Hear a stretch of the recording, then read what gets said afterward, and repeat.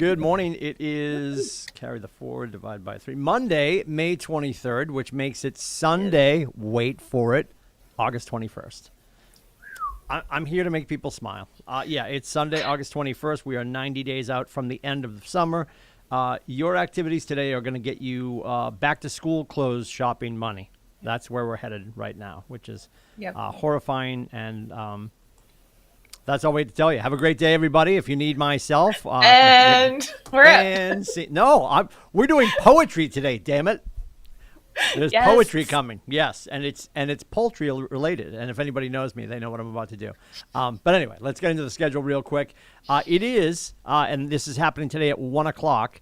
And I fear, Zoe, that we missed it. We're talking about it today. It's been going on all month. It's Asian American and Pacific Islander been going on Heritage all Month. It's yes. true. So there is a class today coming up at 1:00 on KW Connect, celebrating Asian American and Pacific Islander Heritage Month. And it's best practices for building business through community connection.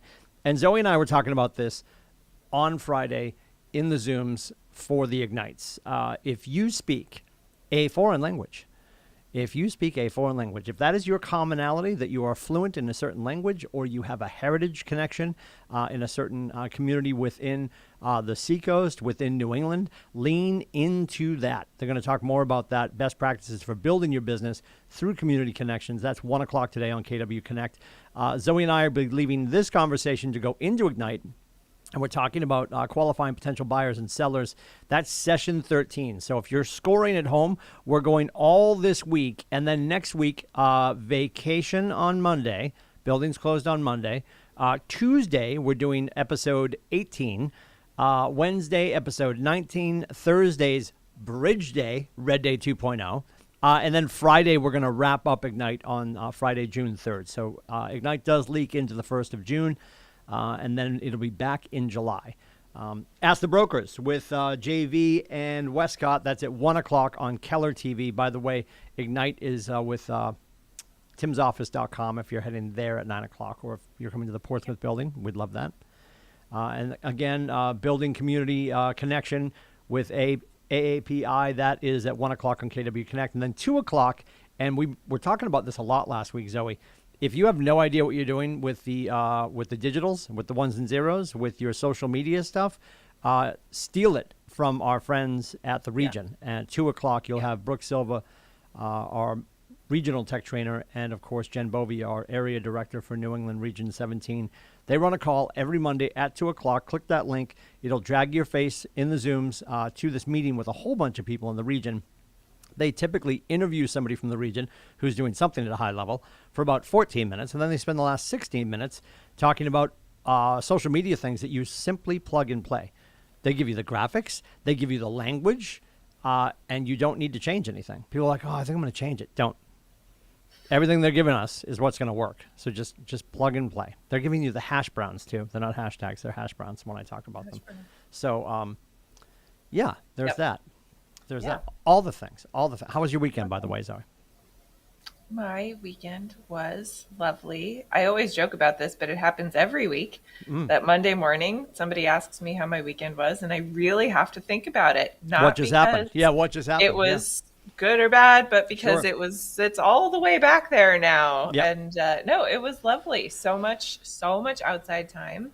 Yeah. We had a little beach time yesterday, which was beautiful. Where'd you go? All the things. Sea Point. Where's that? Help me. Sea Point. Kittery. Oh, okay. Kittery. Yep. Kittery Point, I should say. Okay. Yeah. Bear's parents live on the way out there. So we do a little drop by, say hi, go to the beach. It's great. Tolerate the in-laws, leave, go to the beach. Yeah. No, you actually like your in-laws. Oh, look, it's beach time. Yeah. Oh, my, would you look at the time? Actually, we did it the other way around. We did beach first and then dropped in. Oh, then you're in a better mood. Yeah. Do you bring a box of adult beverages to the beach? Are you like box wining it at the beach? Or No. Octavia is incredibly mobile at the beach. Yeah. That's the tide will bring her back. It's fine. Under it's fine. 8 The tide will wash her in. Yeah. So it's basically a run. It's great because it's like a nice exercise. But yeah, we are sprinting.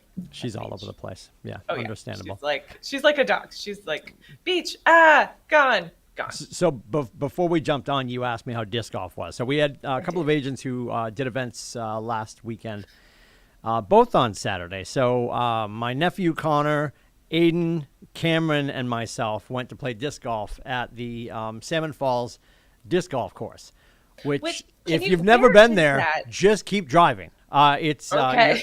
You go to Rochester, you go to Bernard Road, and then it goes from asphalt to Class 6, and then you pass through what seems to be almost like a junkyard.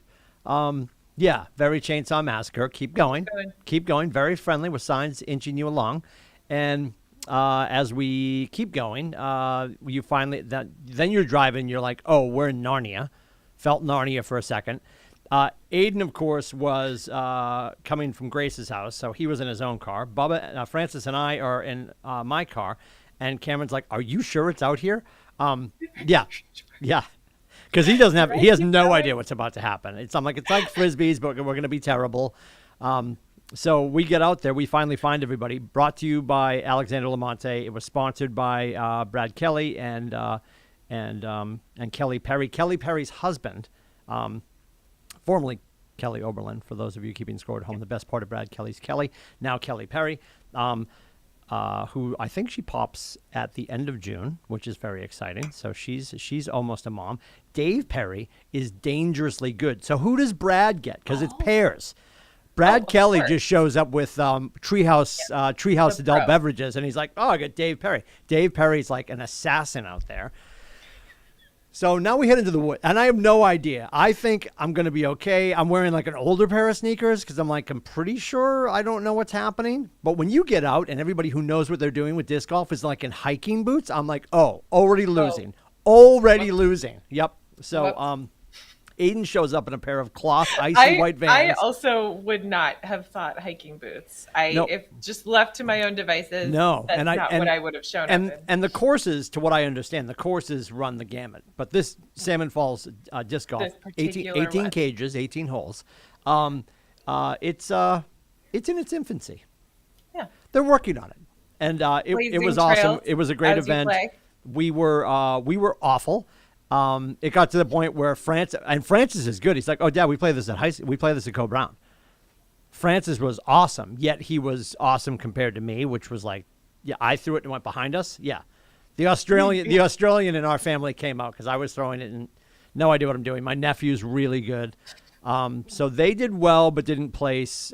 Francis and I finished we just lost count. I just said to Alexander, I'm like, just 36 over. We're just having fun. 36 over. So we got most honest team, and we actually won a disc, which we added to our bag because I bought discs for this, right? I never played golf. I'm going to go out and buy clubs. We went out and bought discs, and you arrived with how many discs, and you left with how many? Well, here's what's funny. Francis and I are terrible. We didn't lose any, probably because we couldn't throw it that far. My nephew, God bless him, and I didn't realize, people have these huge backpacks. Like Kelly's husband, Dave, had a full-on 4K backpack, like he's going to Everest, loaded with discs, because there's all these special, overstable, understable, stable, mid-range discs. Picture putter, wedges, fairway woods, all that stuff. And you gotta have my nephew's like, you're throwing your Meteor. Okay, just keep throwing your Meteor. And I wasn't. Literally 13 feet in front of me because they're really heavy and I have no idea what I'm doing. And Bubba's flicking it backhand. He's doing okay. My nephew's chucking them super long, but there's a river. So he lost, I think he lost 3. Oh, wow. So I felt really bad. I'm like, I'm going to have to make sure that we get him some new discs. But great event. We won a disc. Nobody got arrested. Very good.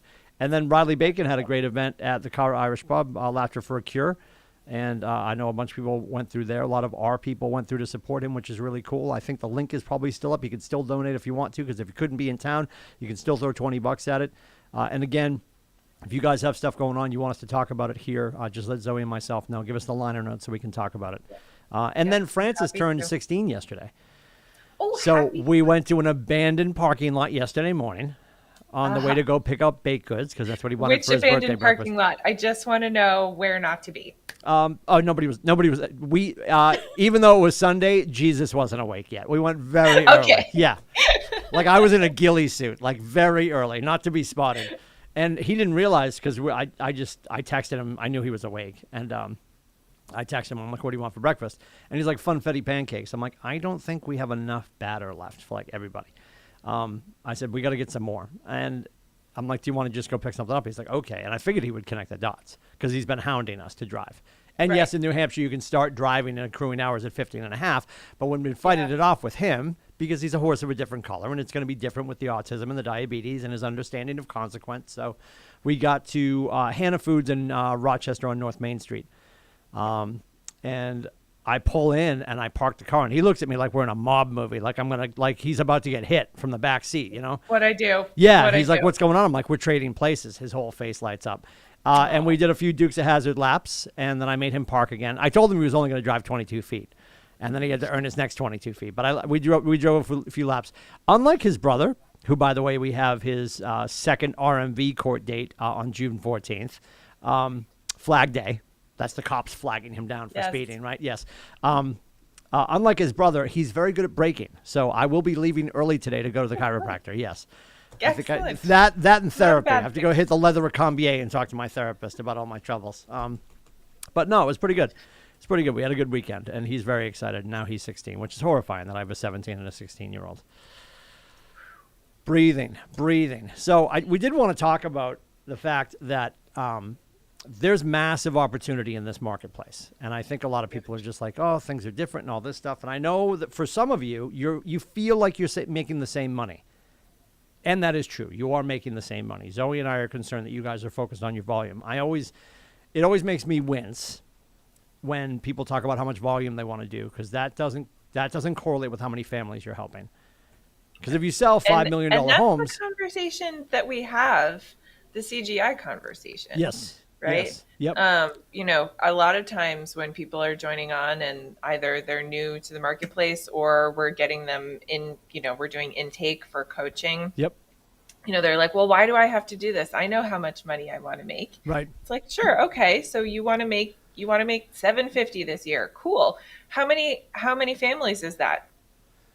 No idea. Yeah, and that's why we Right. chunk it down based on our average. And when we're talking about what you want to make, we're talking about profit. That's Michael Michaelowicz, profit first. Yep. And the reason we go profit first, in most businesses, people are like, "Well, I want to do this well," and then we reverse engineer it to the money that you take home. But if we put profit first and then extrapolate out all the bullshittery, which is French for money you don't want to give to the government and other things, cost of sales, expenses, then you know that we're protecting your profit by putting that number first, and then figuring out by backing it up and reverse engineering with our averages and our average GCI check of $10,250, how many families you need to help. So my fear is people are still focused on the fact, well, I'm on track to make the same amount of money. Yes, and volume is up. So my fear is by way of volume, you're on track to make the same amount of money, but you're not doing as many transactions. Now, that could be cool because we have veteran agents come in, Zoe. We hear this conversation all the time. "I want to make more money. I want to do less." Cool. Then you need to move. The easiest thing to do if you're a Stratford County agent is to hop over the bridge. Come south over the General Sullivan, and as soon as you get down here, the price point changes, and you can serve fewer families, do less transactions, and make the same amount of money. So there's no judgment there. But if you're not serving more families, you're not creating the ability to have more raving fans, and there's an opportunity right now to steal people's cheese, because we are 12 seconds away. This Friday, a myriad of agents, and I mean in the 20%. 20% of the agents do 80% of the business. A bunch of those agents put their feet up for the summer because it's planned, because they've done enough work, and they know on the other side of the summer, when Labor Day hits, they can get back to work, but that's really going to be for first quarter. Those are first quarter results coming out fourth quarter activities. So there's a chance to steal cheese right now. And what I want you guys to think about too is, of course, it's poultry related. You love this, Zoe. It's called the rooster and the hen. And if you've never heard this, I think the first time I tripped over this was one of the iterations of Bold. So it's story time. So grab your hot chocolate, put your feet up, and we'll read about the rooster and the hen. Said the little red rooster, "Believe me, things are tough. Seems the worms are getting scarcer, and I cannot find enough. What's become of all the fat ones? It's a mystery to me. There were thousands through that rainy spell." Are you drawing the correlation? "But now, where can they be?" But the old black hen who heard him didn't grumble or complain. She had lived through lots of dry spells, markets. She had lived through floods of rain. She picked a new and undug spot. Geographic farm. The ground was hard and firm. There was work to do. I must go to the worms, she said. The worms won't come to me. The rooster vainly spent his day, watching The Price is Right, through habit by the ways, where fat round worms had passed in squads, back in the rainy days during COVID. When nightfall found him supperless, he growled in accents rough. I'm hungry as a fowl can be. Conditions sure are tough. But the old black hen hopped on her perch and dropped her eyes to sleep and murmured in a drowsy tone, young man, hear this and weep. I'm full of worms and happy, for I've eaten like a pig. The worms were always there, but boy, I had to dig. Now, if that feels elementary to you, if that feels foundational to you, if that feels ground zero to you, that's day one stuff, I don't care. Everyone who heard me just read that is guilty of that to some extent. And the blessing that we have right now is nobody else is having this conversation right now. Your co-brokes are still in bed. They're still stretching like, how much am I going to suck today? I'm going to grab a coffee at about 11. Like, they're just planning on sucking today. Said with love. Actually, I don't love them. I love you guys. Go steal their cheese. Because what you grab during a down market, what you grab during a shift, you will not relinquish. And what some people choose to relinquish during a shift, they will never regain. So go steal cheese. Guess what we're doing today in Ignite, Zoe? We are qualifying sellers and buyers. Qualify sellers and buyers. Well, how do we do that? We dig for worms. We have the tough conversations. It's August 21st. You're like, I've been here for 17 minutes and everything he said sucks. Yes! This is our job to remind you guys of how hard you do work. If you had success on Friday, you were at a closing table, it's because you were digging. It's because you were digging. Yep. There's nothing else to it. Go ahead, Zoe. Nope. I have two thoughts going right now, but one of them is this morning I was thinking about the Ignite session we're doing today, qualifying potential buyers and sellers, which is still in the lead follow-up section. There are actually like 4 sections of Ignite. So we're still in lead follow-up, and I was thinking, wow, there's a lot more devoted to lead follow-up in this Ignite than previous, right? So, like I'm wondering if the kids at KWU had a meeting with Gary and he's like, let's not screw it up this time. Yes. Let's highlight one of the 5 jobs of a realtor. 6. Well, Gary has 5. Gary has 5. Gary's 5, Tim's 6. Yes. Yeah. Gary and I can fight later. It's a foundational aspect. It is part of what you dig for, and we have not historically, I think, emphasized it in the way that it can be. Just keep digging, get the shovel. And right now is actually, I know shifts don't feel awesome, right? They don't feel great. They're destabilizing and it's all muddy, whatnot.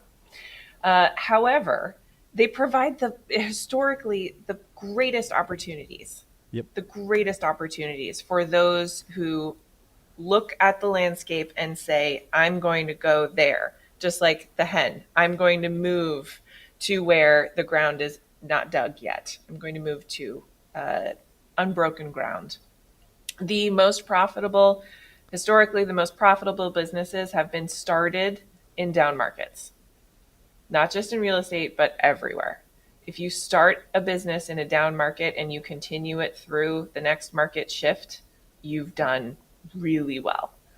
And you can take that all the way for the next 50 years. Way back when, and I forget how many years he's been here, I'm going to go, I'm guessing, I wish he was here. I'm going to go 4 years, 7 months. Edward Canton joined us 4 years, 7 months ago. I guarantee I'm wrong. Doesn't matter. And because I love him and he's so dorkalicious, he actually said, when I was researching brokerages, I looked at the numbers at KWCLM, and what I saw was that Nate was running a group, all of us, all of you. Nate was running a group that thrived when others struggled, right? And I know it doesn't feel like that. Like, I think for a lot of you, you have to remember if you're doing your things, you are the old man, which is me. I'm going to grab him because I have him here. Actually, stand by.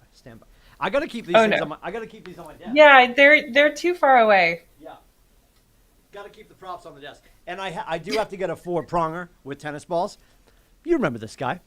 And look at the gray jacket. I have the gray jacket. It's perfect. It's not great. It's not. Yeah. perfect. So bow ties. Yeah. Bow ties. Yeah, I used to do bow tie Tuesdays. I'm not doing that. Oh, come on. We'll bring it back. So if you're the old guy from Up, it feels very comfortable. He doesn't really know where he's going. He's just headed for, what is it? Something Falls? Paradise Falls?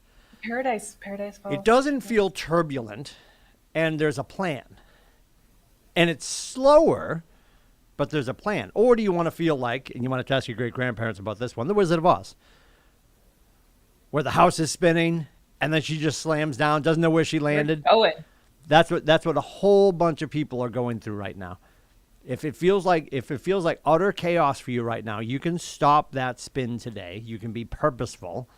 You can start to fill your balloons one at a time, and you can head to Paradise Falls. And that starts with lead generation. And I think this is where we get confused. We have a lot of words that people think means one thing, and it doesn't. It means another. A lead is when Zoe tells me, here's my friend Jeff D'Angelo, Joffrey. Give him a call. He's looking for a beach house. Okay, I haven't talked to Jeff yet. I've been edified by Zoe. Jeff knows I'm calling because Zoe said that I was going to call, but I still haven't really gained permission from him to stay in a back and forth, two-way business conversation where I continue to deliver value. When I get that permission from Jeffrey, then he's a contact. Yep. Just because I have his contact information, some of it, don't have all of it. I have Jeffrey D'Angelo, and I have a cell phone number, which I can give out if you want. It's a 617 number, by the way. He's so cool. It totally threw me off. Even though he grew up in Connecticut, went to school in Connecticut, he has a 617. He's so slick. Anyway, so then he becomes a contact. So lead generation is talking to your people to find out who they know that you should know so you can get leads, right? Lead follow-up is continuing the conversation, to nurture the conversation, to make them a contact and continue to build the relationship with that new contact, moving them from unmet to met. And then to Zoe's point, lead follow-up. And then my sixth one that I sneak in the middle is lead follow through. Because invariably with a contact that you have that you've nurtured to an extent that they ask for value, they're getting there like, hey, could you actually give me the equity update on my house? And then you don't write it down. You don't go into command and update your notes. You put it on a napkin or a 3M note in your F-150. I'm talking to you, Nate Dickey. And you never get back to them. And we've all had this happen. The phone call comes in. Hey, Zoe. Yep. I get that right here. I'm so sorry. I meant to send that out. Yeah, I'll get it off to you right now. What did she just ask for? The equity update that she asked for a week ago that I forgot to do because I wasn't doing lead follow through. I wasn't following through on value. And now every little bit of nurture that you built up towards the seventh conversation where they become transactional, you sort of have to start over again. You have to re-earn trust, right? Yep. So it's hyper important that we're doing those things. Because nobody else is going to do. This week, people are checking out this week. And they're going to be checked out next week. Well, Memorial Day is basically tomorrow. So it's time. People traveling for Memorial Day are going to travel on Thursday. And let me say this concerning that. I would say Mother's Day weekend. I would say Father's Day weekend. I would say Memorial Day weekend, 4th of July, Labor Day. If you've got plans with your family, go do be. We're not telling you that you have to double down on those dates. Go be with your family. It is still God family business. But right now, Monday, 8:55, business. May 23rd. Yes, you kissed your family goodbye. You talked to your prime mover at some point today. Maybe you used their name in vain at a red light or somebody cut you off. I don't know. And now it's time for business. So go steal somebody's cheese. Think about that the hen and the rooster. Is it the rooster and the hen, the rooster and the chicken and the stuff? What is it called again? The rooster and the hen. The rooster and the hen. The rooster and the hen. Of course, it's a poultry poem. Yeah, obviously. It's important that we remember you have an opportunity right now, and we have to stay focused on how many families we're helping. Volume is going to steer you wrong. Focusing on your volume is going to steer you wrong because it doesn't correlate to the amount of people that you help. And the more raving fans you create, the more repeat business. Zoe and I will leave you with this question. I'll tee it up for Zoe. Hopefully she answers correctly. Do you want new, repeat or referral business? Yes. Yes, all three. All three. Yes, please. Yes. It's why the Italians made Neapolitan ice cream. Would you like chocolate, vanilla, or strawberry? Yes. Yes. Yes, all three. So stay focused on that. We'll see you guys in the Zoom room at timsoffice.com for Ignite. And don't forget, today you've got your brokers at 11 o'clock, or is it 1 o'clock? Is it 1 o'clock or 11 o'clock? It's 1 o'clock. I apologize. At Keller TV. AAPI at 1 o'clock on KW Connect, and then the regional call at 2 o'clock. If you're looking for help with your marketing so somebody else can dig while you're digging and have two things going on at once to create more business, reach out to Babs. It is Time with Babs, B-A-B-S, timewithbabs.com. All of our services are at KWCLMmarketing.com. And if you need my face, it's meetwithcoach.com or 603-834-2856. If you need Jen Vashon, you call Jason Westcott, 603-234-2589. That's your broker hotline. We'll see you guys in and around the Market Center, and we'll see you in a couple of minutes in Ignite.